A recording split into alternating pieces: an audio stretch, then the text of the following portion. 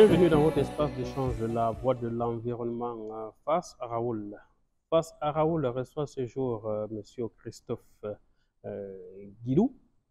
Il est le directeur du développement durable auprès du ministère de l'Europe et des Affaires étrangères et également le nouveau co-facilitateur pour le partenariat pour les forêts du bassin du Congo. Monsieur le directeur, je préfère dire monsieur le co-facilitateur, bonjour. Bonjour. Alors, vous avez pris la tête de la facilitation, la tête du partenariat pour les forêts du bassin du Congo. Alors, quel état vous faites-vous de cette institution? Alors effectivement, j'ai pris la succession de l'Allemagne en juillet dernier à Yaoundé, à l'occasion d'une cérémonie de remise de présidence. Et c'est une présidence que je vais assumer pendant 2 ans, de juillet 2023 à probablement juillet 2025. Et pour la première fois, cette co-facilitation sera assurée avec un autre pays, c'est-à-dire le Gabon. Jusqu'à présent, les facilitations qui se transmettaient d'État en État se faisaient avec un seul pays. Et pour la première fois donc, la France a proposé au Gabon de venir co-présider pendant 2 ans cette co-facilitation. Qu'est-ce que c'est qu'une co-facilitation? Co-facilitation, c'est une structure très légère, donc franco-gabonaise, qui vise à faciliter tous les mécanismes qui tournent autour des forêts du bassin du Congo. Ce sont 11 pays, et à l'intérieur des 11 pays, vous avez bien entendu des autorités centrales, des gouvernements qui sont concernés, des organismes de la société civile, des communautés traditionnelles, du secteur privé, des organisations internationales, des partenaires techniques et financiers. Vous avez également des philanthropies. Tout ça constitue un microsystème d'environ 125 organisations. 125 organisations qui sont réparties dans 7 collèges différents, dans 7 institutions différentes. Et donc la co-facilitation, elle vise à faire en sorte que tout cet écosystème puisse travailler ensemble avec à peu près les mêmes objectifs. Et c'est toute l'ambition de la France et du Gabon au cours des 2 prochaines années. Oui, parlons justement de cette co-facilitation, tout en sachant que le Gabon traverse ces derniers temps une transition plus ou moins politique Oui. au niveau de ces institutions. Oui. Alors, comment est-ce que fonctionne à ce moment cette co-facilitation? Alors, lorsque nous avons pris la succession de l'Allemagne, le 12 juillet dernier, nous étions 2, la France et le Gabon. J'avais moi-même un correspondant, un point focal du Gabon qui s'occupait de cette co-facilitation. 12 juillet dernier. Fin août, changement de pouvoir à Libreville. Et donc, mon alter ego gabonais a été démis de ses fonctions. Donc, nous attendons maintenant. Donc, ça fait à peu près 2 mois que nous travaillons tout seuls, puisque nous n'avons pas de correspondant au Gabon. Néanmoins, j'ai profité de mon séjour ici à Brazzaville pour avoir un long entretien avec le ministre de l'Environnement du Gabon, le nouveau ministre, qui m'a assuré qu'un co-facilitateur sera désigné dans les prochaines semaines. Et on espère tous que cela puisse intervenir avant la prochaine COP28 dans 1 mois à Dubaï. Donc pendant 2 mois, nous avons travaillé ensemble. En fait, on a préparé cette co-facilitation bien avant. Ça fait à peu près 1 an qu'on est en discussion avec les Gabonais. 12 juillet, on prend la co-facilitation. On travaille ensemble sous présidence pendant à peu près 1 mois, mais depuis 2 mois, effectivement, la France travaille toute seule et on espère retrouver maintenant un correspondant d'ici la fin du mois de novembre. Toujours pour mieux comprendre ce modèle de gouvernance à la tête du PFC, Ouais. c'est-à-dire cette co-facilitation. Ouais. Alors, à vous entendre parler, on dirait que nous sommes dans une approche d'entreprise où chaque actionnaire aurait 50% d'actions dans le cadre de la définition des politiques de gouvernance. Mais sinon, nous savons que la facilitation a des obligations en termes de gouvernance, c'est-à-dire mobilisation de financement pour l'implémentation de sa feuille de route. Alors, comment ça se passe réellement entre les deux facilitateurs? Qui fait quoi? Alors, pour l'instant, les deux co-facilitateurs, techniquement, il n'y en a qu'un seul. Hein. C'est la France qui est toute seule à la manœuvre là-dessus. Cela dit, on s'était entendu avant de prendre cette co-facilitation, au mois de juillet dernier, on s'était entendu pour définir ensemble une feuille de route. Quand vous parlez de la complexité et notamment des financements, une co-facilitation, elle est là pour faciliter les choses. Parce que finalement, on est dans un système où chacun est à peu près dans son couloir. Les autorités sont dans leur couloir, les financiers sont dans leur couloir, les communautés dans leur couloir, les ONG, les organisations internationales, etc. Donc, nous, ce qu'on veut, c'est faire en sorte que, avec un certain nombre de priorités qui ont été définies par la co-facilitation, qu'on aille à peu près tous dans le même sens. C'est-à-dire qu'on décloisonne, qu'on fasse en sorte que tout le monde puisse se parler. Et nous avons donc défini 5 priorités. Première priorité, c'est faire en sorte qu'on puisse renforcer la connaissance scientifique sur les forêts. On se rend compte, en ce qui concerne les forêts du bassin du Congo, on a une connaissance scientifique mais qui est très largement insuffisante. Là, on est dans la déclinaison de votre feuille de route. Des 5 priorités de la feuille de route. D'accord. Donc, première priorité, améliorer la connaissance scientifique sur les forêts du bassin du Congo. On se rend compte donc que les connaissances sont insuffisantes et qu'il faut davantage investir. Donc, ce que veut faire la facilitation, c'est de faire en sorte que les scientifiques puissent avoir davantage de moyens, puissent travailler davantage en réseau pour contribuer à l'amélioration de la science, des connaissances sur les forêts du bassin du Congo, sur la biodiversité et tout cet écosystème qui tourne autour des forêts. La deuxième priorité, c'est de faire en sorte qu'on puisse avoir, que les forêts du bassin du Congo puissent bénéficier de ressources supplémentaires. Ça veut dire de travailler sur des mécanismes de financement innovants. Le marché, pour l'instant, le marché international, le marché financier, travaille sur des produits financiers, sur les marchés carbone, sur des rendements aux écosystèmes, des choses un peu complexes. Donc, ce qu'on veut faire en sorte, c'est qu'on puisse contribuer à l'augmentation des moyens des écosystèmes du bassin du Congo. La troisième priorité, c'est améliorer la visibilité, la prise en compte des forêts du bassin du Congo. Et là, on a 2 sujets. On a un sujet de gouvernance au sein des forêts du bassin du Congo, parmi les 11 pays, puisqu'on a des institutions qui sont de nature différente, qui ont été décidées par les chefs d'État et de gouvernement de la sous-région. Il faut faire en sorte qu'on puisse mieux travailler collectivement. Le deuxième versant de cette augmentation de la visibilité, c'est de faire en sorte qu'on puisse plaider en faveur des forêts du bassin du Congo à l'international, auprès des grandes organisations internationales, de façon qu'il y ait une prise en compte des forêts du bassin du Congo. La dernière priorité, c'est, en fait on en a 2, c'est améliorer aussi la chaîne de valeur des forêts des bassins du Congo. C'est-à-dire ce qu'on ne souhaite pas, même si on sait que les forêts doivent contribuer à la réduction du réchauffement climatique, ce qu'on souhaite aussi, c'est que les forêts puissent continuer à être exploitées, mais de façon durable. Il ne s'agit pas de dire aux populations, vous avez le 2e massif forestier mondial, ne touchez plus à ça, vous allez être compensé. Ce n'est pas du tout l'idée.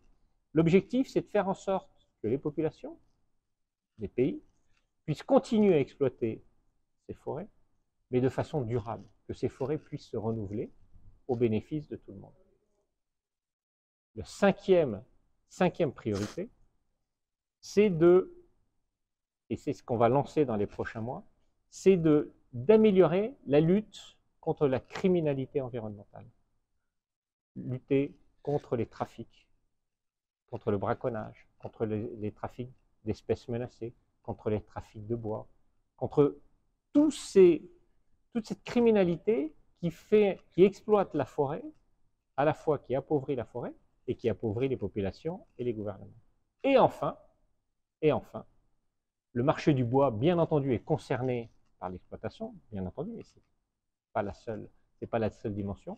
Et donc, nous allons aussi, dans les prochaines semaines, moi-même, je me rendrai en Chine pour aller discuter avec les industriels du bois chinois, pour les sensibiliser au développement durable et à une exploitation raisonnée des forêts, puisque 80% du bois qui part de cette région va en Chine.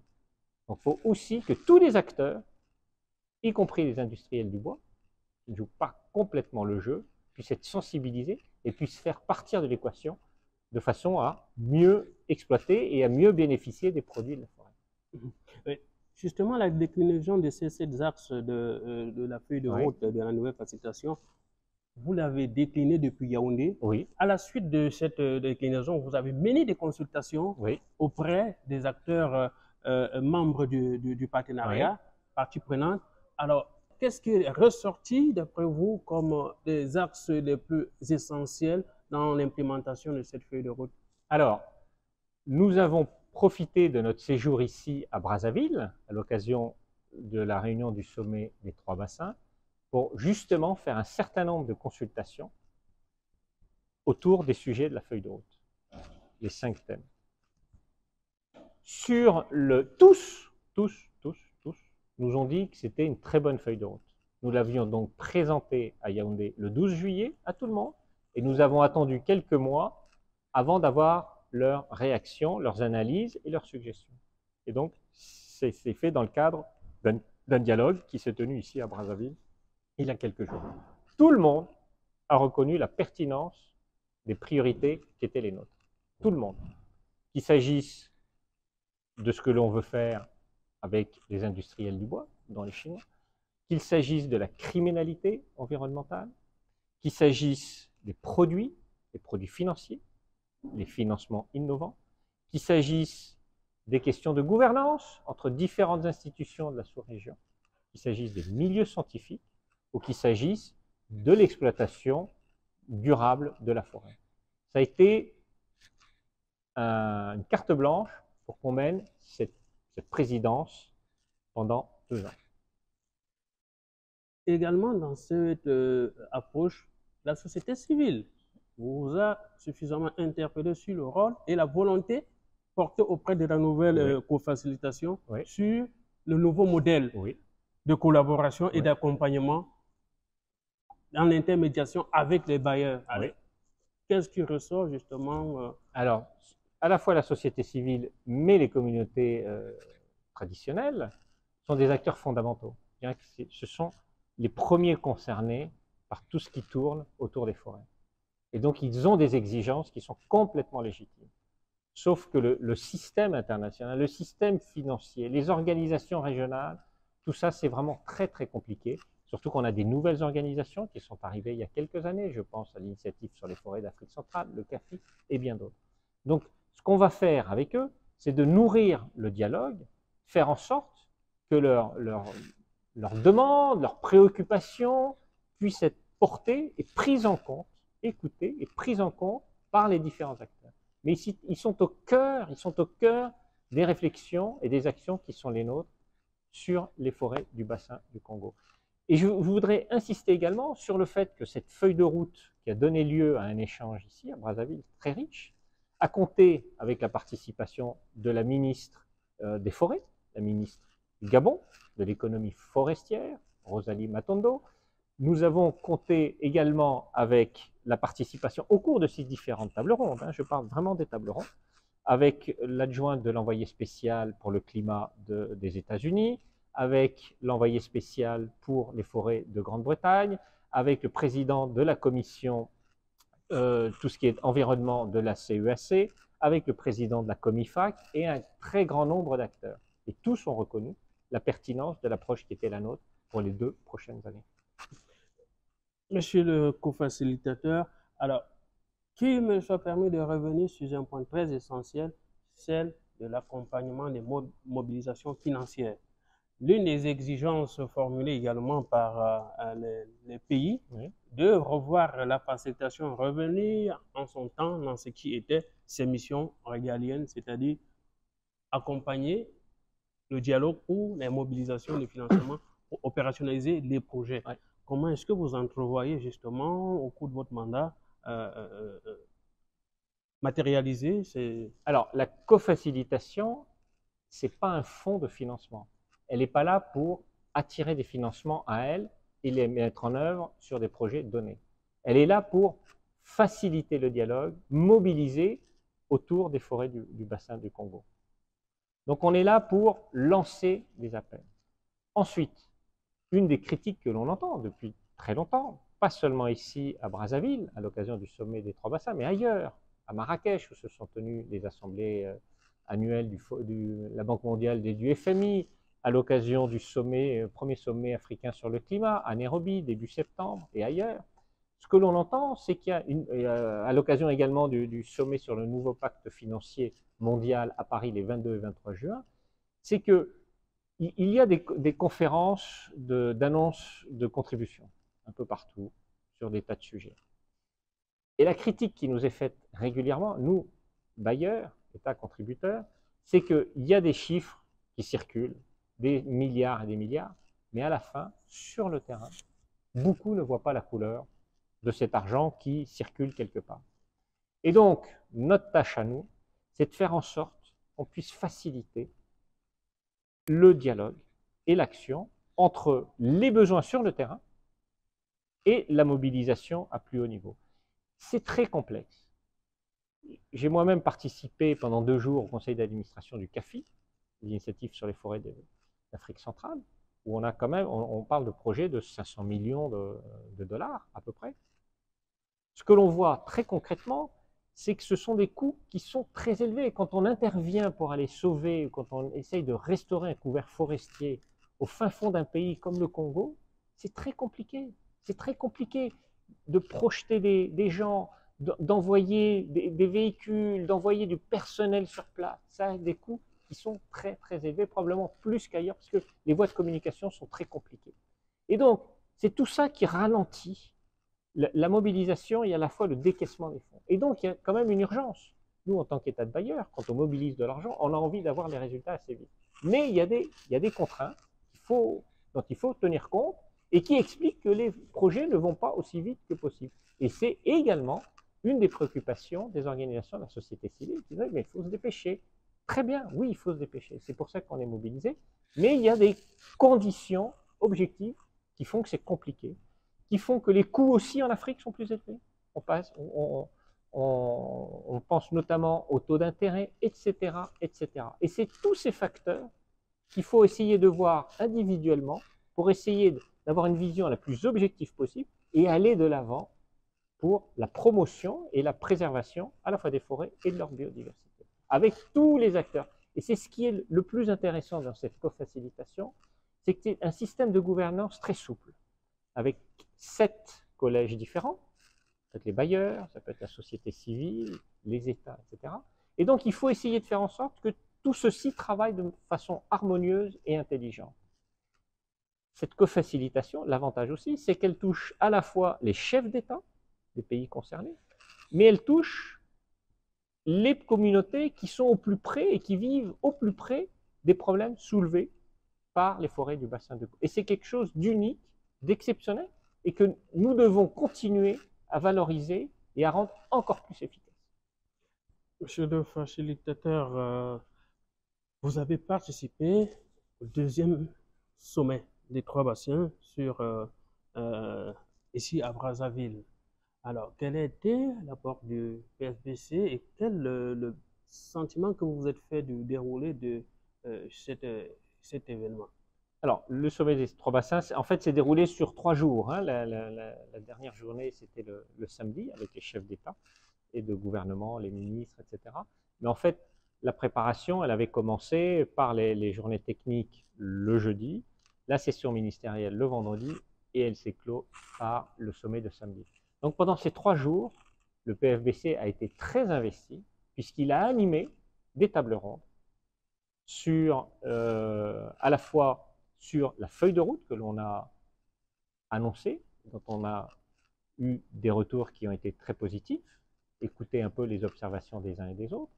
Nous avons également animé une table ronde sur l'industrie du bois, les besoins d'associer les industriels du bois en Asie. Là aussi, un retour très objectif. Et également un sur une consultation avec l'ensemble des parties prenantes du PFBC. Parce que ce qui a été très utile pour nous, c'est qu'on a eu à Brazzaville un concentré, une réunion de tous les acteurs qui sont concernés, non seulement par les forêts du bassin du Congo, mais également par les deux autres massifs forestiers. Donc ça a été très très utile pour nous de pouvoir parler à des premiers ministres, à des ministres, à des chefs d'organisations internationales, à des organisations de la société civile, à des grandes organisations internationales.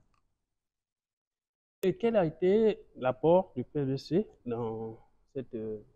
Le PFBC a réussi à faire des tables rondes, des réunions, où il s'est mis en valeur pour expliquer tout ce qu'il faisait au service de chacun de ses participants. C'est déjà fondamental, l'objectif étant de faire mieux connaître la prise en compte des forêts du bassin du Congo dans leur diversité, leur richesse et leurs besoins. C'est un exercice qui a été fait ici à Brazzaville.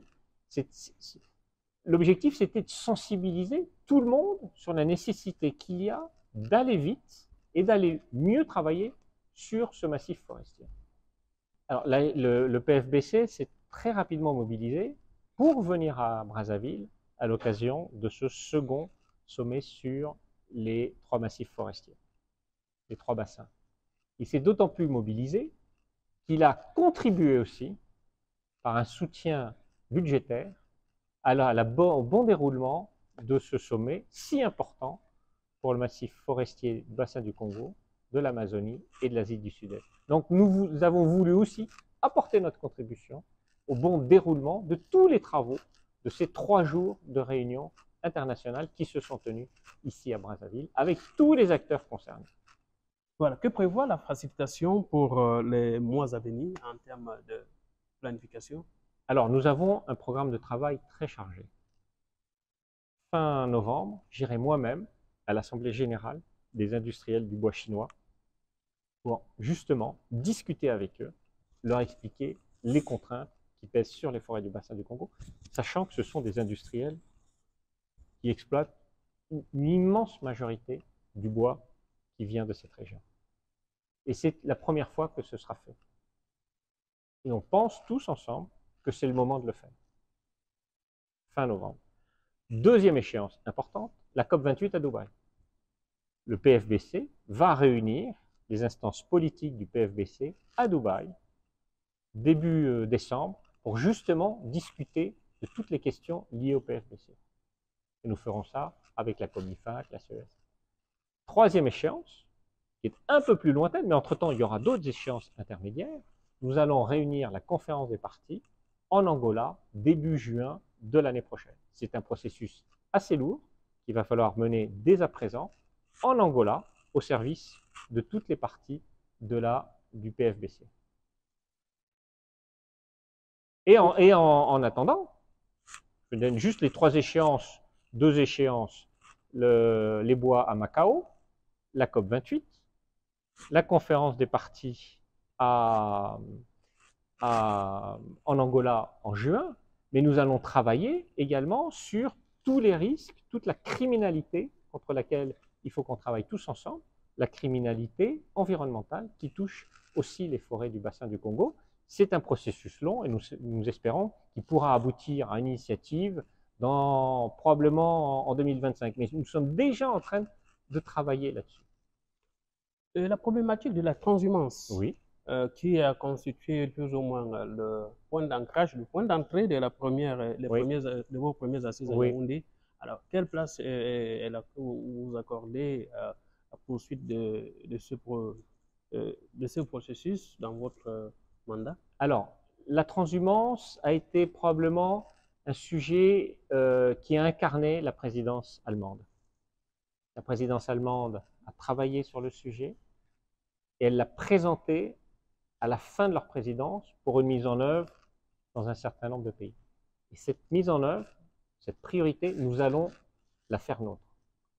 Donc ce que je veux dire, c'est qu'on va aussi travailler sur tout ce qui est transhumance dans les pays, le conflit entre les pasteurs et les cultivateurs. Donc ça fait partie aussi de notre feuille de route. Et plus ou moins pour chuter, alors, le rapport entre la COMIFAC, le PFBC et la CAC, longtemps toujours perçu tumultueux. Quel regard vous portez sur cette collaboration? Alors, ce que je comprends, c'est qu'il y a des difficultés entre la COMIFAC et la CEAC. Ce sont des difficultés institutionnelles. Y compris le PFBC également. Bon, vous prenez forcément, vous héritez d'une institution. Donc, la collaboration forcément antérieure a toujours été plus ou moins difficile.